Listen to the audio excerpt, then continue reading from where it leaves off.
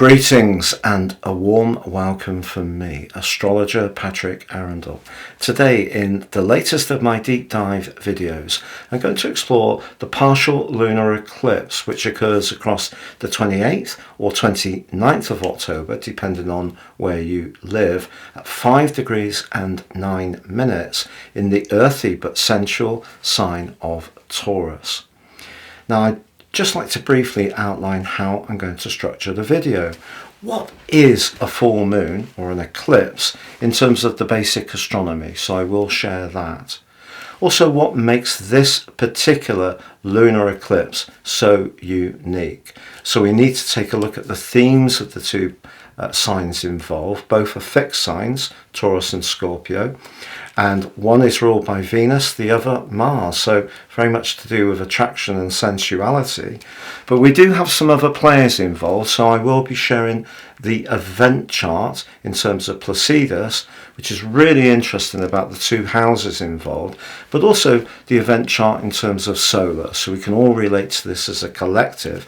And that puts the sun in house 8 and the moon in house 2.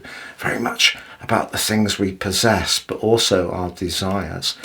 And then I will go through each of the 12 signs from Aries through to Pisces, which you can relate to in terms of your sun or the ascendant. The choice is yours.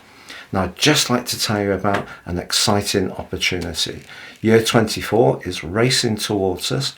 If you order your year 2024 transits forecast now, I will prepare for you the rest of this year free. What is a transit?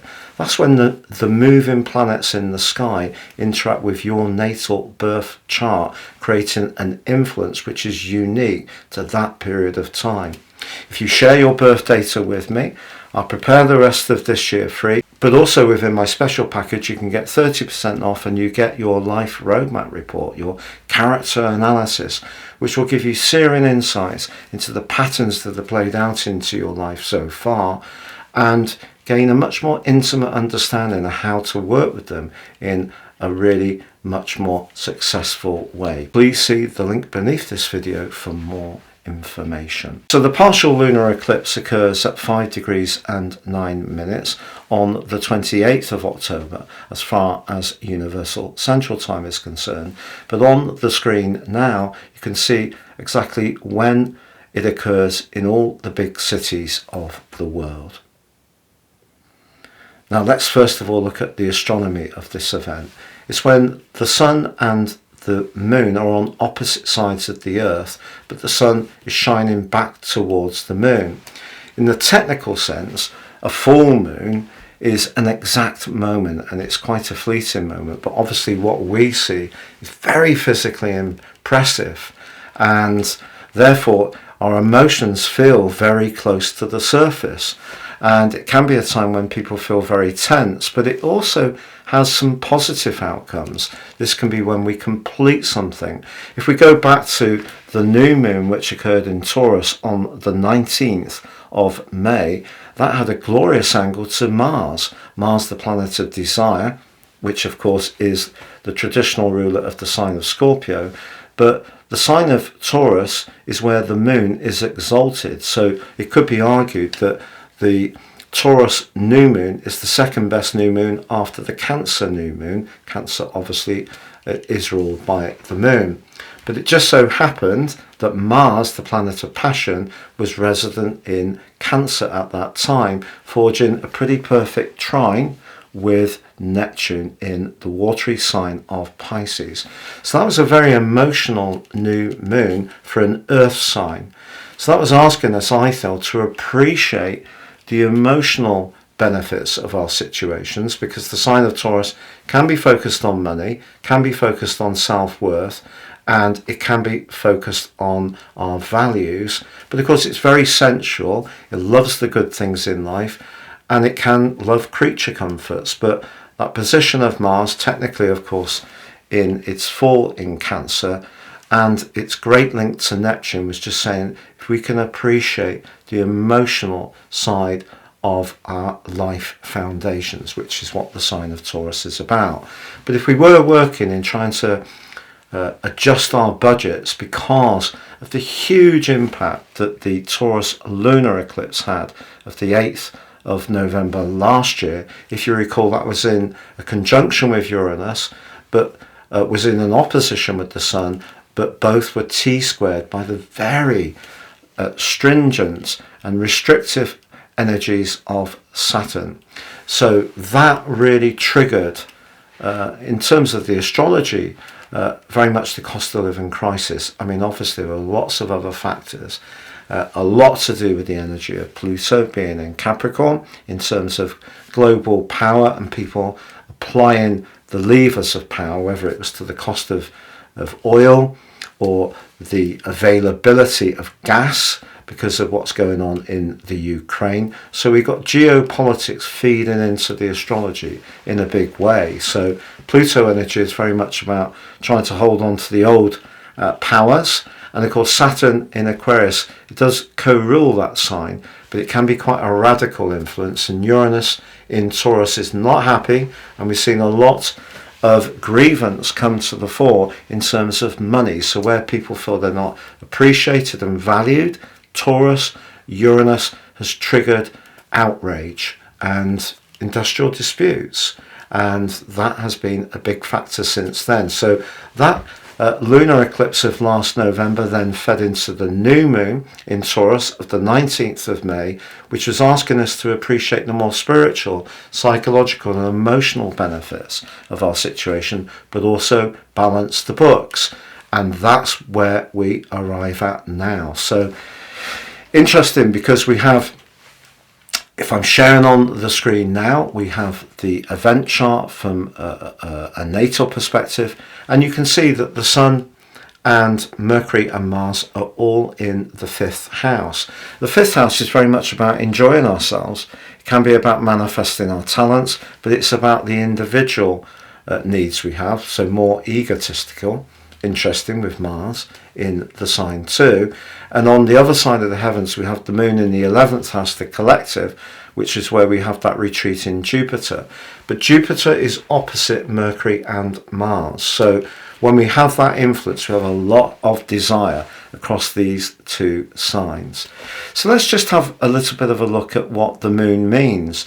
The moon is very much about our inner world, can be to do with our moods, emotional needs, security, nurture, receptiveness, but it can be quite a protective energy. And the Sun, on the other hand, is very much to do with how we're interacting in the world itself. So very much to do with the thrust of our desires and where we're sort of going for it a lot more. So we're not being protective, we're taking risks, we're being on the front foot. So a full moon, the symbolism of a full moon is that we can check in how we're doing in relation to that new moon in Taurus. And some things, if we have really worked at it, we could start to see that we're getting some of our costs under control, we've adapted, we've been a bit more thrifty, we've been creative, and that can see some things blossoming in a positive way. But if things are still a little bit out of kilter in terms of the ins and outgoings, the 2nd house of Taurus represents everyday money, the 8th house of Scorpio is long-term finance, things like investments, shares, equities, savings, and also property. Now, the Wall Street crash of the 29th of October 1929 also had Mars in the sign of Scorpio, so really, really interesting. The difference was the North Node wasn't in the sign of Mars, it was actually in Libra, so that was very much to do with balance. So although this event can potentially see some action in terms of stocks and shares, because we know for a fact that's just equities, the big power these days is all to do with funds, and some of those funds are very secretive, very Scorpio, and we may not necessarily understand how all those financial instruments are working, but everything now will feel more heightened. And part of the reason for this is the Sun and the Moon are wanted to stand in their own power, and the signs of Scorpio and Taurus are very stubborn because they're fixed signs, but they're magnifying their own personal power, And so because they're peaking, that brings out the intense emotions, but they're not homogeneous in the way they're relating to one another. So if you think about a new moon, the sun and the moon are collaborating with one another. Now they're competing. So if there is something in terms of our thrust with the sun in Mars, along with Mars and Mercury, about the desires we want, particularly with Jupiter in opposition to Mercury and Mars, that can make us impatient and want instant gratification, then that could bring some problems if we don't bring the emotional component with us. On the other hand, if we're very much bound up in the emotion and we're more tentative in terms of embracing transformation, which is what the sign of Scorpio is about, we're really getting caught up on the horns of the fixed energy of these two signs. But what I would say to you is that Taurus governs money, as I mentioned, self-worth, sensuality, agriculture, good food, good wine, calorific goodies, life foundations, security. And Scorpio, just to reaffirm, governs those shared finances, where we're most invested emotionally, where we could feel a bit possessive. But it also can be about sex and intimacy, transformation, but crucially ends and beginnings. So if something isn't working around where we're really investing of ourselves, Scorpio, even if it threatens our security and foundations, Taurus, we may need to make a decision to break free, because the sign of Scorpio can be about those ends.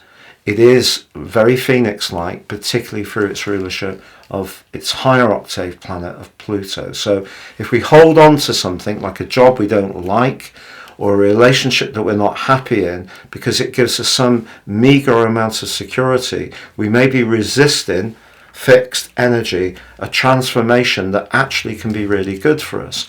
And what Jupiter does, despite being in retrograde, if we think about the position of Jupiter, the eclipse itself is in the first decan of Taurus, sub-ruled by Venus. So the second decan of the sign of Taurus is sub-ruled by Mercury. So Jupiter is manifesting a more mercurial influence to think about how it can, in some ways, make something grow, which is what Jupiter is about. But because Mars is just nudged into the second decan of the sign of Scorpio, guess what planet sub-rules that decan? Jupiter. So we've got a mutual receptivity there. And obviously the sign traditionally of Scorpio is Mars, Taurus, Venus, as I mentioned. So they're very much about attraction. So we could find ourselves also very much pulled towards someone who's very sensuous, intense, has a gaze or an aura that we find mesmerizing, but it may be that we're tempted towards it for the wrong reasons, lust, and that would be counterintuitive to our need for stability. So there's quite a few things that we can consider here. This full moon or eclipse could push into the open over the next 6 months the benefits of the things we've been working hard upon over the last year since that last lunar eclipse on the 8th of November, where we adjusted things on the new moon on the 19th of May, or it could provide some challenges.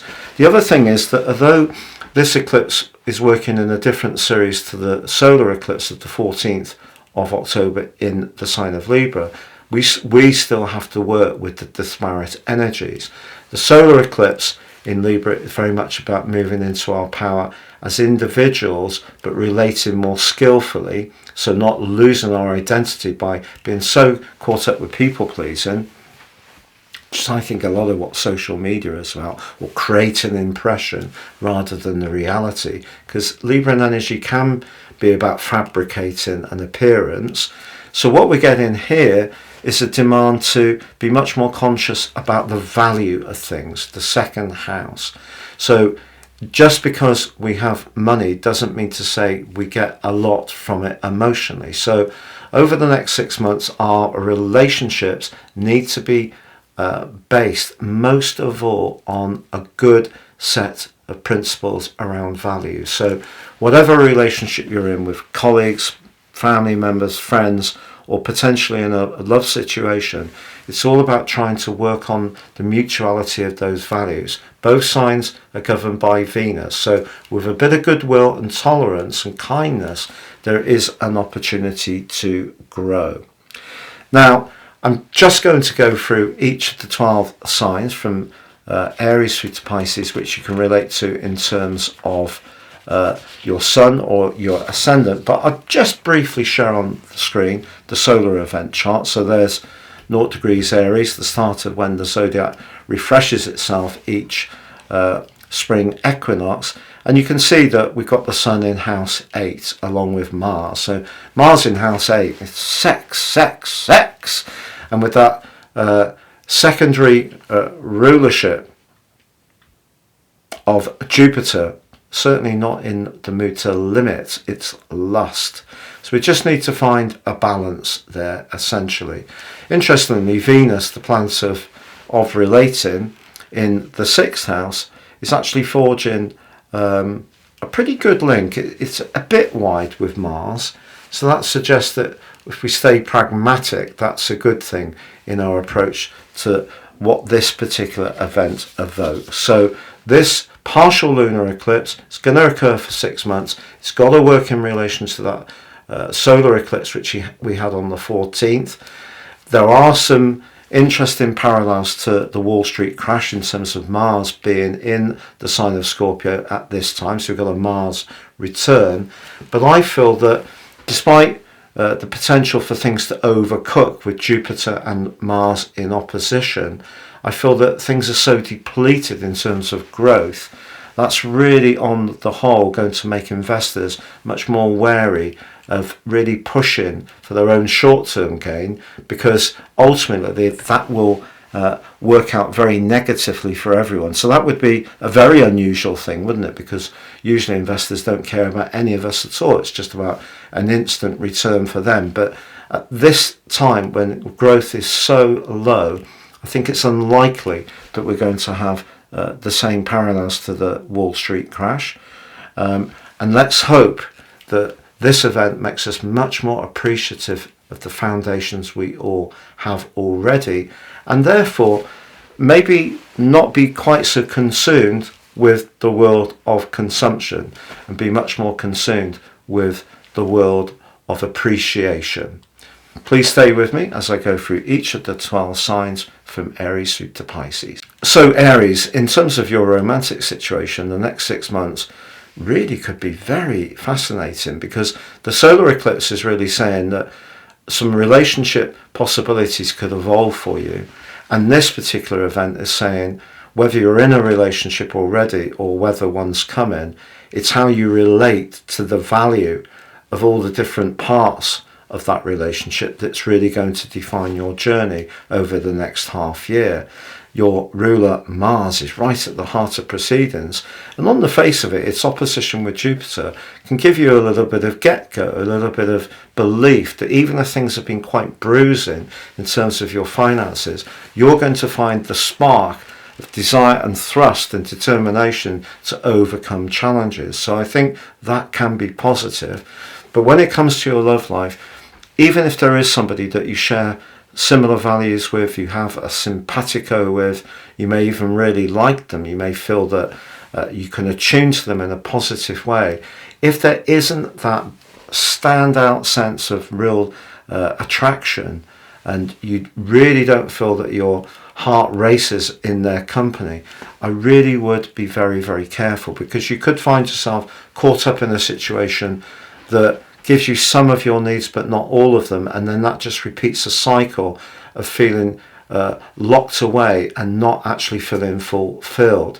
Now, if you are in an ongoing relationship which has lost its spark somewhat, yes, there is going to be some hard work to do, and with Saturn in your 12th house, that may mean looking at some vulnerable issues. If both of you are prepared to do that, growth can come. But maybe it's going to take some compromise, and this particular event will make it difficult for people to back down, and it would be easy for people to posture in terms of their position and not really show the vulnerability that's necessary to really make an intimate tie work. So a lot of different variables can work out for you. But if you are single, I think you're definitely going to be attuned to bringing someone into your world who creates drama and attraction. And I feel you really will have to steel yourself to steer free of a situation which may give you some of your needs, but not all of them. So Taurus, this event for you, without question, is all about relationships. And because Mars is in your 7th house, it could make you much feistier about asserting your boundaries. Mars in the 7th house in the natal chart can make it difficult for people to have satisfactory relationships because they can be quite demanding of getting it their way. Essentially, Mars governs the 1st house or the 8th house, which of course in the sign of Scorpio, it's good for that, but it's not so good when we need to be a little bit more tolerant. So it just depends on your unique circumstances. So if you're in a time where you have tended to be more placid and your partner hasn't been quite as understanding of your needs, Mars can work very much as an asset. Jupiter can give you more confidence to say how you feel, and you're going to have to push back, mark out your boundary. Don't feel bad about that. Even if you meet someone new, make sure that you are making it clear what your terms of reference are. But this can be true of any relationship whatsoever. But obviously the moon in your sign, having Jupiter quite close to it, is going to give you a really delicious attractiveness. So don't be surprised over the next half year if you do meet somebody new, or you meet someone through your work, or a profoundly everyday situation. It could be quite surprising who you could just bump into, and there just seems to be some kind of serendipity attached to this event. Uranus is also in your sign, broadly in contact with Pluto in the part of your chart to do with exploration. So the more you are doing things that are a bit different and fresh and experimental by your past standards, the more you can engage with other people over the next half year. Gemini, what Uranus has been doing for the last 4.5 years, and more recently Jupiter, is asking you to embrace the more vulnerable side of your nature, or to integrate the more emotional side. If you're someone who's very, very quick-witted, often the case with you Geminis, very funny, and can really sort of get on with so many different types of people, but you've not been sleeping so well because you felt more on edge, there's been an excess of adrenal energy, very, very difficult to relax, or you felt a bit stressed or anxious in recent times, that wouldn't be a surprise with Uranus in the 12th house. So what the moon and Jupiter are saying is, look, that's okay, but the Sun, Mars and Mercury, your ruler, they're in the practical dimension, the 6th house. So that's all about making it work in terms of the everyday parts of your situation. So, for example, if you're in a job which you're not really, as part of you, that's not really engaged in it, you're not really invested in it, that's going to be revealed over the next 6 months. The solar eclipse was saying to you, look, you've got to have joy in your life, you've got to have fun. And I feel that this particular event is saying to you, be very careful who you hang out with over the next 6 months, because anyone who doesn't really have your best interests at heart could actually turn out to be quite wounding. Maybe somebody who, understands some of your vulnerabilities more clearly than you see them yourself. And because of the rather pointed energy of Mercury and Mars in the 6th house, could be quite critical, but in a way which can be very undermining to you. So particularly at work, I would keep your cards a little bit close to your chest. If you're in a job you're not enjoying, look to change it. And in a romantic situation, I feel you're needing a better share of the practical chores and domestic routine, if that's more fairly divided. And there's a greater sense of understanding some of the unspoken elements of a relationship. It's just about picking up the atmosphere sometimes, or whether it's a good time to make someone a cup of tea, or give them some space, or encourage them, or just be very supportive without necessarily talking it through too much. So the more empathetic part of your nature is definitely given an opportunity to shine, but you need to only share that with people who are truly worthy of being intimate emotionally with you. Now Cancer, of course, the moon is your ruler, the sign of Taurus, as I mentioned. The moon shines brightly. It's pretty close to Jupiter. That's all about your friendships, your associations with others. That sounds really bubbly. But you see, the thing is, Cancer, is that Mars can be very much about desire and very much about instant gratification, and it's in the sign of desire, Scorpio. So for you, this is the 5th house. So your desire to manifest your individual needs is going to be really strong over the next 6 months, but it needs to work for you emotionally because of the solar eclipse being in your 4th house. Might it be that the 11th house energy of the moon and also Jupiter is about what other people think? It could be the collective. But I feel that this event is encouraging you to stand in your own power and be much more outgoing. You know, you're someone who's very, very focused on being supportive to the people that really matter to you, to maintaining your sense of serenity and security. But if in some ways those duties have been suppressing your passions and your sense of fun, this particular event is saying go for it, but it still has to feel right. But really, that is your life binding principle. Things have to feel right. So Leo, for you, the moon in the sign of Taurus sees your feelings very close to the surface.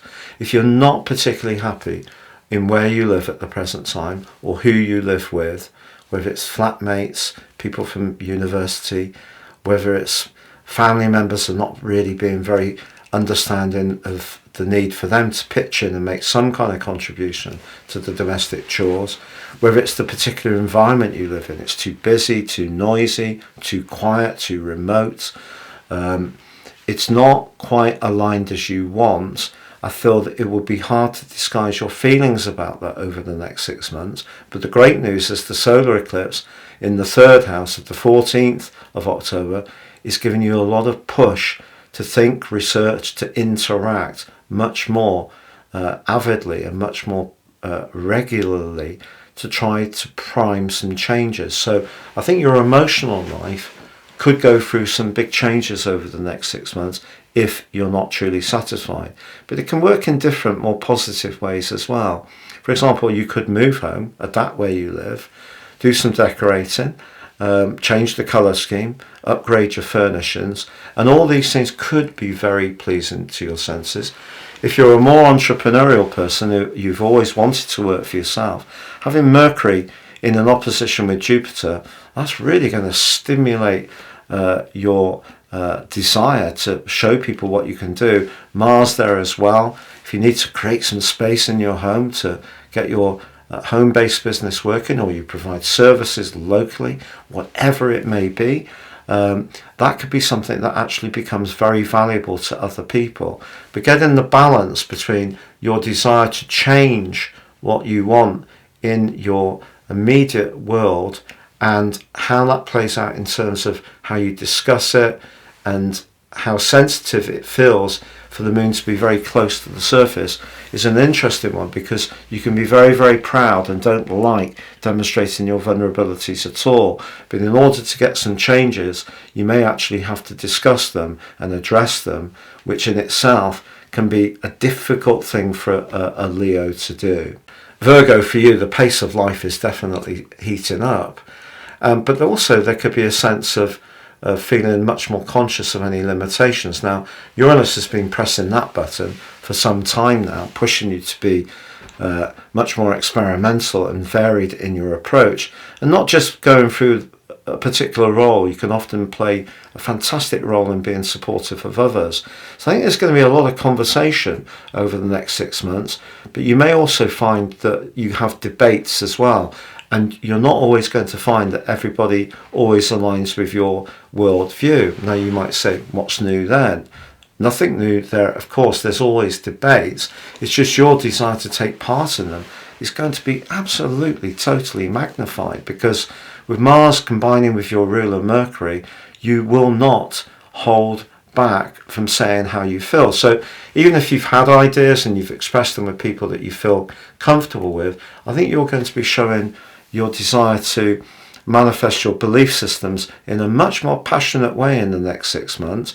But if you do, just be aware with the solar eclipse in house 2 about foundations, that could mean that if you're encountering someone who always seems to want to close you down, even if it does threaten your foundations, you may think of making a change, because the 3rd and 9th houses are not stuck. They're very mutable. They're very needing of fluidity.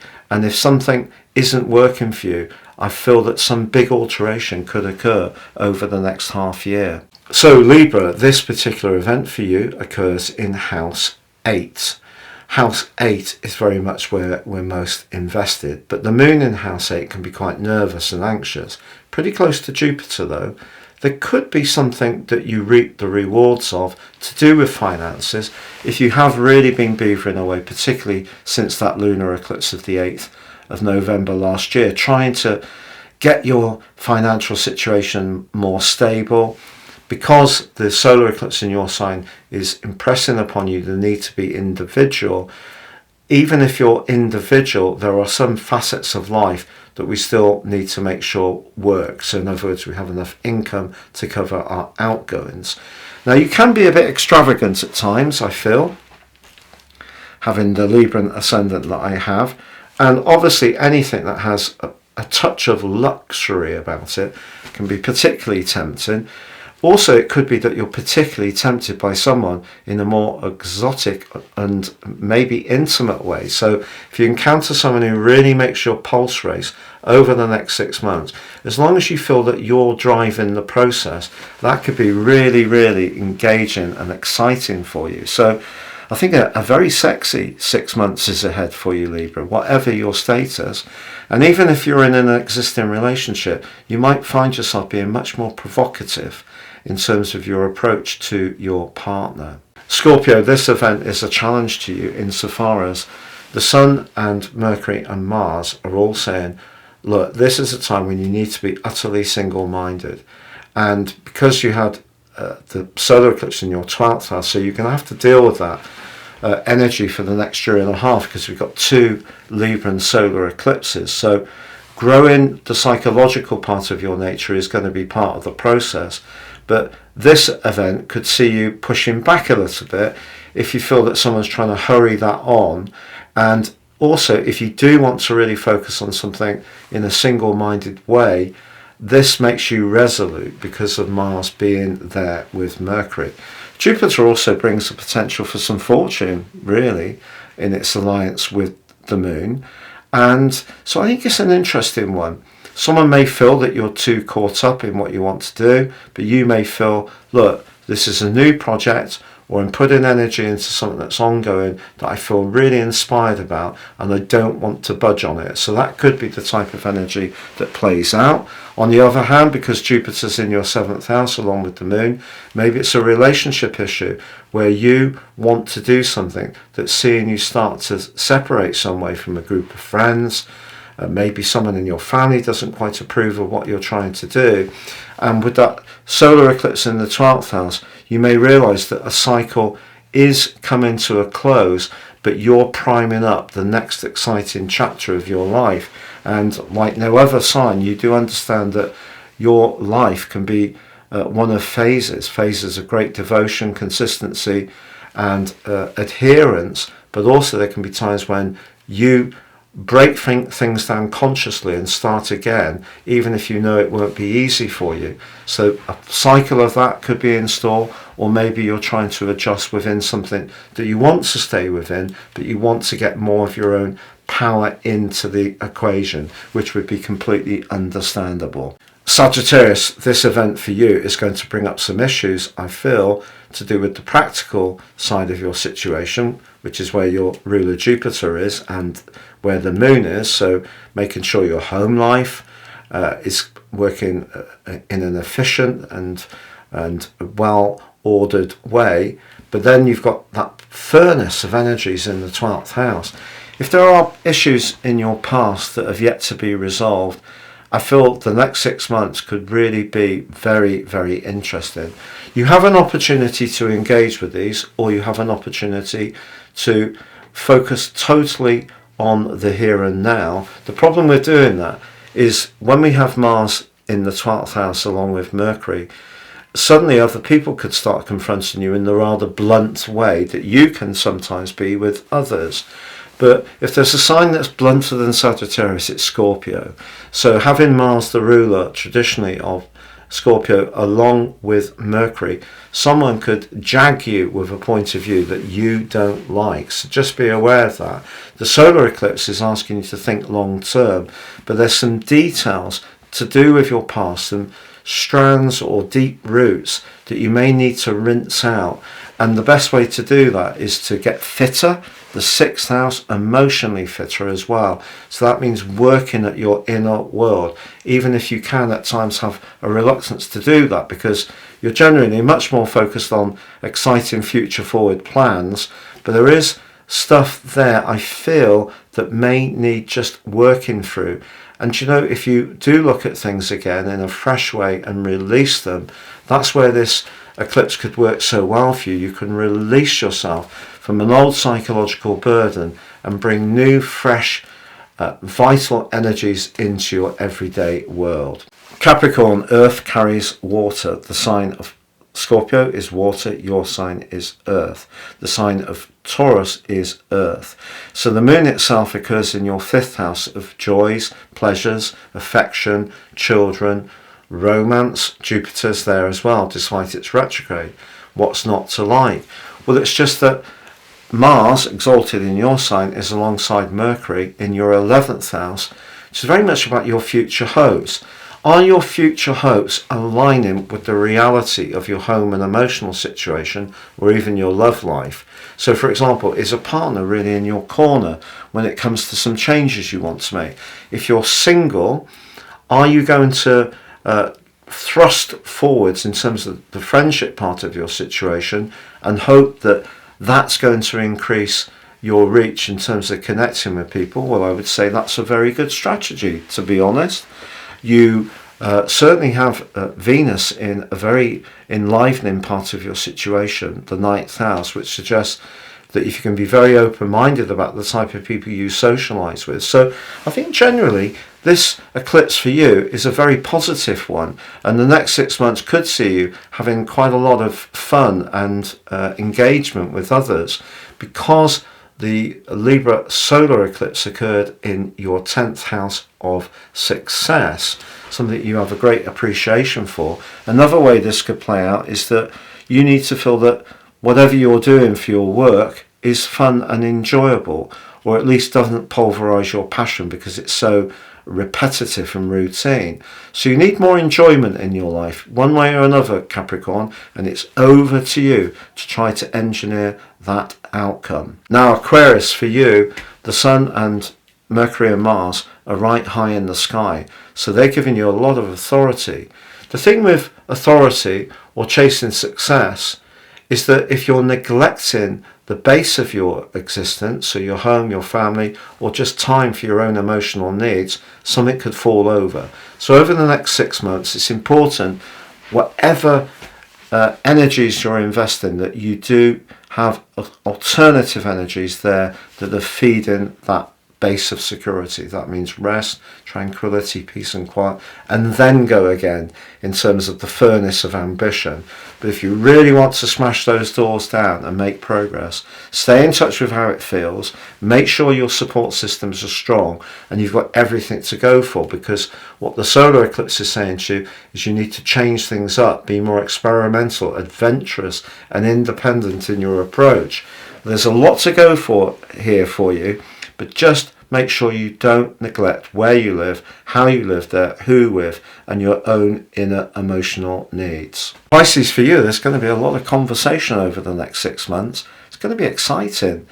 You could spend a lot more time with siblings. If you're active in your community, perhaps there's some voluntary groups or some meetups to do with crafting and other mutual hobbies, or anything to do with volunteering. That could be really very positive for you. So I think a lot of extra energy is whizzing around. You're going to be busy. But also it wouldn't be a surprise if you decided to travel, whether that travel is long distance or just traveling by doing more physical exercise. With Mars and Mercury and the Sun all in your 9th house, your passion for opening up your world is going to be very strong. So there's a lot of stimulation linked to this event. But Saturn, of course, in your sign is saying, look, you've got to be careful, you've got to be cautious. That's fine, but I feel because Jupiter, your ruler, is very much entrenched in this event, this is an opportunity to learn more, talk to people more, engage with people more, but it does mean in some ways stepping out. You know, and there can be a thing with Pisces people where I feel that you can get caught up in inertia. It doesn't matter whether it's to do with your work or, you know, the structure of your family life or your relationships, where you go around in the same pattern and find it difficult to break out and gain traction. This event gives you an obvious opportunity to really sort of try to break that cycle and do something really dynamic, but it may mean that change is part of that, and that may in some ways be a little bit fearful, creating, but you know, go for it. You have Venus in your 7th house. There could be one significant person who's going to play a role in all these changes, and that in itself can be very scintillating and exciting to you. It's been a real pleasure being with you. Thank you so much for joining me. Please take care and like, comment, share or subscribe.